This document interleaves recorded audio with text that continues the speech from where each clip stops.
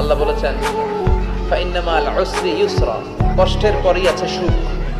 কষ্টের পরেই আছে সুখ। আমাদের জীবনে সুখ বেশি, কষ্ট কম।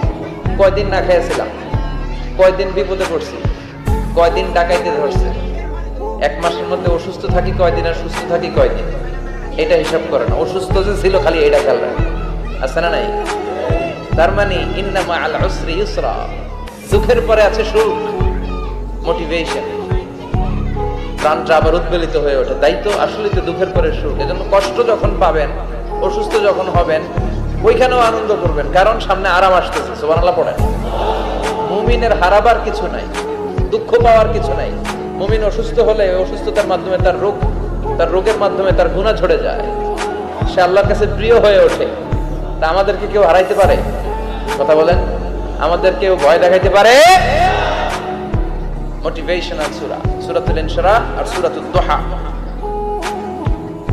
এখানে অনেক হিউজ মোটিভেশন আছে। যারা হতাশ, যাদের জীবন ভাল লাগে না, মরে যেতে মনে চায়, গার্লফ্রেন্ড গালি দিছে, আছে না নাই? আবার বয়ফ্রেন্ড গার্লফ্রেন্ডের গালি দিছে, এ ওড়না পেঁচায়া ফ্যানের মধ্যে ঝুলে আত্মহত্যা করে। কত বড় পাগল তুই, মরলি কেন? গালি দিছে তো কি হয়েছে? হ্যাঁ, বুঝতে চায় না, হতাশ হয়ে যায়। আর বয়স কম তো, পিছড়ে পাকা, অল্পতে কাবু হয়ে যায়। এই সূরাগুলো পড়ে না, এখানে আশার বাণী আছে। আজকে আমি জানি কথা শোনাবো আপনাদেরকে, শুরুতে আগে সংক্ষেপে বলে দিই। এই সূরার মূল কথা হচ্ছে, মানে সেন্ট্রাল থিম বা সাবজেক্ট ম্যাটার, সূরাতুদ দুহার কেন্দ্রীয় আলোচ্য বিষয় হচ্ছে